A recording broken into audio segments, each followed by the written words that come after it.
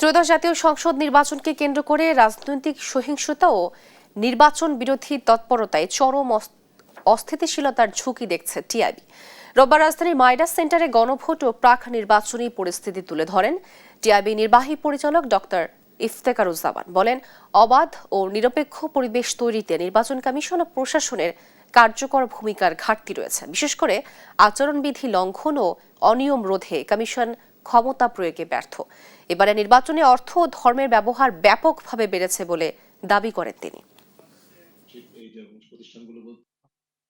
এগুলো হচ্ছে ইতিমধ্যে এই ধরনের ঘটেছে এবং আরো ঘটবে সম্ভবত, এবং আরো ঘনীভূত হওয়ার ঝুঁকি আছে। সরকারি প্রতিষ্ঠানগুলো, সরকার এবং মাঠ পর্যায়ে সরকারি কর্মচারী যারা দায়িত্বপ্রাপ্ত, তার পাশাপাশি সরকারি প্রতিষ্ঠানগুলো, আইন প্রকাশ সংস্থা, তাদের সকল কর্মী যারা আছেন এবং বিশেষ করে সেনাবাহিনী সহ অন্যান্য সংস্থাগুলো, তাদের উপরে যে দায়িত্ব আছে সেই দায়িত্ব সুষ্ঠুভাবে পালন করা।